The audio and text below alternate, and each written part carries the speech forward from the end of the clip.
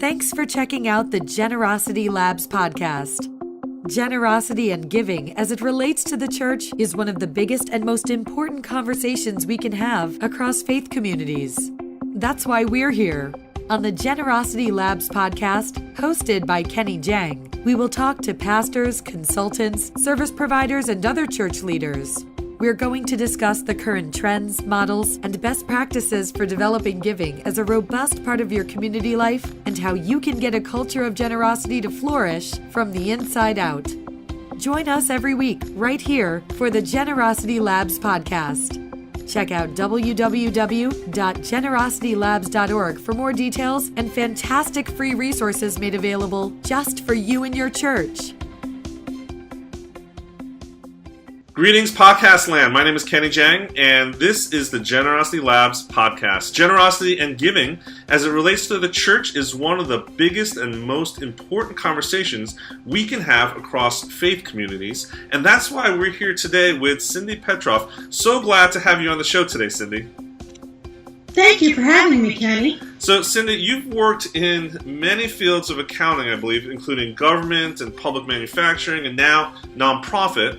I think currently you're on the staff there at Faith Family Church, leading the accounting department. I think you've been doing it for 15 to 18 years now? A little over 18 years, yes. So I'm sure you've seen the evolution and the growth and just different time periods of how the church has handled money and giving and generosity. Yes. It's from 18 years ago to what it is now today is completely different. Completely different. So first, let's just hear a little bit more about you, Cindy, and the church. Tell us a little bit about what your role really means for the church, and tell us also, what is your church community like? Like, how many people gather on a Sunday, and who and what would we see if we came to visit and sat in on a service and took a look around on a Sunday? Well, Faith Family Church is a rather large church. We've got, on weekends, anywhere between 3,000 to 4,000 people that regularly attend. We actually have a Saturday night service and a Sunday morning service because we do find that a lot of people prefer to come Saturday night but can't come Sunday morning. We've got a real mixed crowd of people who attend here. From young people, we have a great youth program, to people who have been here since the church began. Myself, I'm the director of finance here, and I've been in that position with different titles, but basically the same position for 18 years.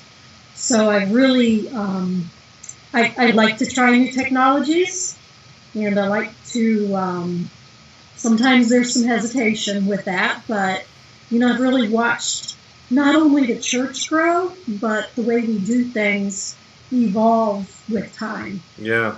So one of the things that I loved about hearing about your church in Ohio is that you actually brought on board digital giving, introduced it to the church as a response to some of the younger generation there. Tell us a little bit more about that. How did that start?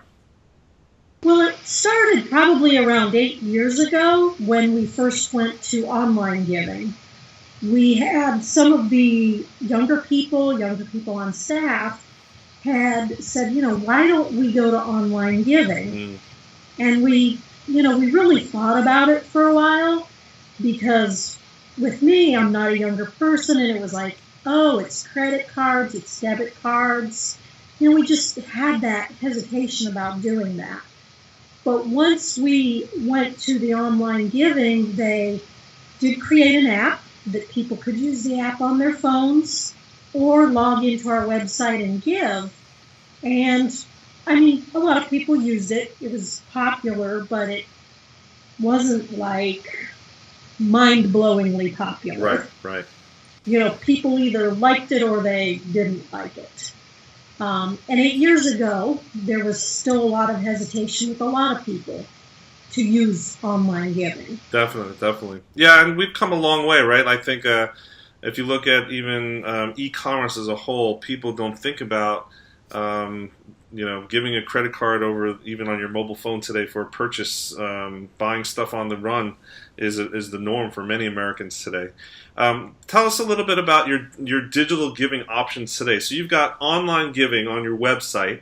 You said you got a mobile app that you can give through a mobile app. Yes. Do you offer text to give as well? We do now offer text to give. We initiated that, I would say 2.5 years ago. It was, again, that one really came from our youth and our really young college-age kids that they had originally come to our staff and said, we really would like to be able to give by text. Interesting. Everyone's using their phones now, and we'd really like you to think about doing that. Having been doing online giving, it wasn't as tough to make that transition.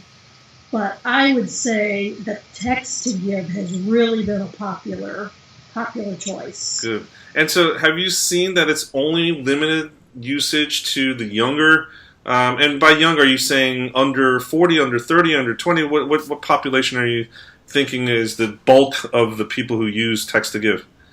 I would say initially it was the younger 30 and under crowd that really jumped on board with it right away. What about today? Today, we have all age ranges using it. Really?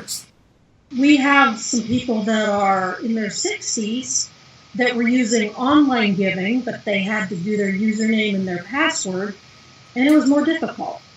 So now with text to give, they literally just send a text with their giving, and they're like, they really like it because it's easy. Nice. So who are you guys using for your online giving and for text to give? For our online giving, we are using our database software, which is Shelby Arena. Okay. And that's our people database. And when people log in to do online giving, they are literally logging into that database, and they can see their giving records from there. For text to give, we're using Kindred, which is, of course, separate from that, but it's a great option, and it actually merges really great into Shelby Arena. Gotcha. So do you have it fully integrated where you don't need to do any extra manual data entry? There's no data entry, but what we do is we go to Kindred and we export the files every day, and then we just import them right into Shelby Arena.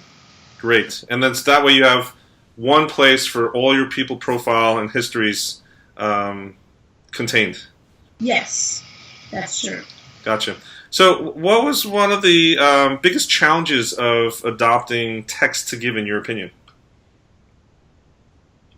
One of the biggest challenges was getting people to understand how to give, to text to give, especially if they wanted it to be their tithe, if they wanted it to be for the building, if they wanted it to go to one of our other children's or whatever. That's probably the thing that we are continually just reminding people of how that works, because if you're new to it, it can be somewhat confusing. Right.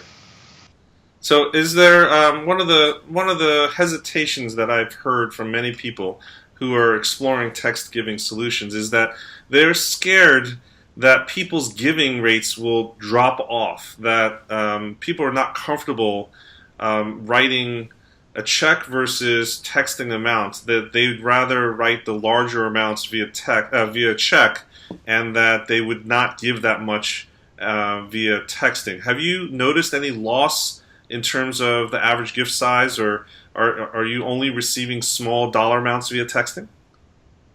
I would say that I've not seen anything drop off, but someone who would normally give text to give, if they did have a particularly large gift that they wanted to give, they might write a check for that. Okay. And we have many people who do use multiple avenues to give. Oh, okay, gotcha. So they, depending on their own preferences, you like that flexibility? Yes. They may give weekly with online giving, have it just set up as something that's automatic. They don't even have to go in and do anything. It just says, hey, every week or every month or whatever, give this amount. But if they want to give into a special offering, then they may give text to give. Right.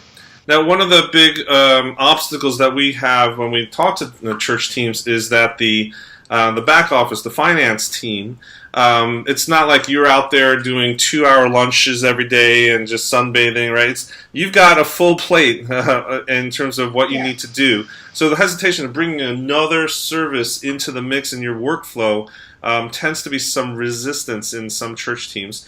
Just realistically, have you had to add any part-time or full-time staff to integrate the Kindred solution, the text to give, to increase that giving option? What type of extra resources have you needed in order to do that? Actually, it's quite the opposite. Because we have a larger congregation, right? Everyone was giving by check. We have so much more data entry that we have to do.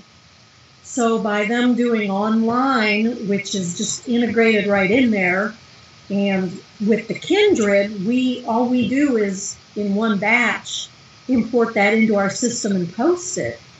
We save time. Interesting. The more people who use that, it actually saves us time. Interesting. So if you've got a church scenario where you have a huge proportion is check manually based entry, a text to give solution might actually be a time saver. Is that what you're saying? Absolutely. We went through it and looked to see if someone's giving by check, how many times does the accounting department have to touch that check or that envelope? And it was literally like 7 times, whereas with the text to give, you're importing it in and posting it, and you're done. Gotcha. And you're not doing it individually; it's done in a batch. Everyone, it's one file a day that you export and import. Yes, that's correct. Not on a manual individual basis. Correct. The only thing you would have to do manually is if someone new gives that isn't in your database. Gotcha. But other than that, it's literally maybe a 5-minute process. Gotcha. Now, have you seen any uptick in new givers embracing the text to give, or is it mostly just old-time givers?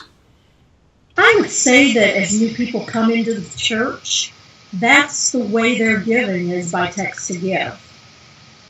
Your younger people, many of them don't even have checking accounts. Right. Or use checks. And so for them, they're like, oh, I can do that. I can give. It's so easy just to do that first initial text to give and you're set up. That is so much easier than, oh, I didn't bring my checkbook or I don't have cash on me. So for that, it's a great advantage. Nice. Now, so if you had a chance to talk to the people who are listening today, who are considering making that leap into digital giving, what's the one piece of advice that you would give them as they go through this whole decision process?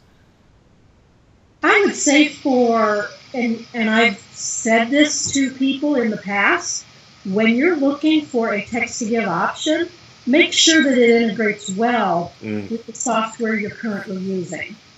Make sure that it's something that you can import in and you're not creating another data entry issue, for your staff. Gotcha. Great piece of advice. Yeah, because it's important to be to make sure everything works together, right? Yes. Well, thank you so much for spending a little bit of time with us and sharing your experiences with digital giving. We're going to end the interview with a lightning round of questions. Are you ready, Cindy? Sure. Okay, so the first one is, can you share one thing for the top of everyone's list, whether it's the list of books, great books that they should be reading, websites that they should be visiting, conferences that should be taking note of, or some other type of resource related to church and the vocation of doing ministry? I would say I've recently read a book called The Leadership Triangle, and that was really great.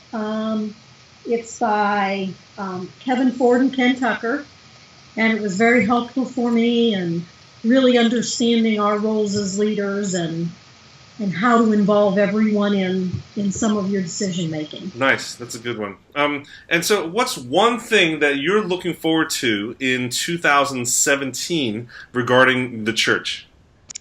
We are going to be opening a campus in 2017. Wow.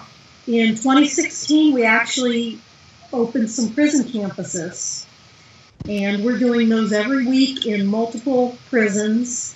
It's an awesome program, and we're really looking forward to now opening up a campus somewhere that we'll be able to reach more people. Wow, that's exciting. That period of growth it's historic, right? Whenever you're adding another campus, and that's a great time to be a part of the church. Third question is, where are you getting your inspiration and education about giving and donor development these days? I would say my inspiration is coming from our younger staff members. I'm a little older. I won't say how much older, but they have the pulse of the younger people, and sometimes they bring ideas to me that I've not necessarily even heard of, and it gives me the information I need to then further research. Yeah, just the whole story about your church. I love that repeatedly. There's so many examples of being open and listening to the community and being responsive to that. I think that posture is something that everyone really needs to take note of. It's an awesome posture to have. You've shared so many good things today. If someone listening today wanted to get in touch with you, what's the best way that they could do that today? They can email me at info@myfaithfamily.com. Awesome. And that's your website also, right? myfaithfamily.com? Yes, that's correct. And that church is in Ohio. Thank you so much, Cindy, for being on the show today. Thank you, Kenny. And thank you for our audience for listening into our conversation on digital giving and the church. I hope this episode has been useful to you. Do me a favor and like and review this podcast episode today. It really helps us reach more church leaders across the country on such an important issue and with the future of the church. Well, that's a wrap. I'm Kenny Jang for Generosity Labs. Till next time, check out our website at www.generositylabs.org. Remember, learning to give with your heart is when the real giving starts. Thank you for joining us on this week's episode. Don't forget to join us every week right here for the Generosity Labs podcast. In the meantime, visit www.generositylabs.org for more details and fantastic free resources for you and your church.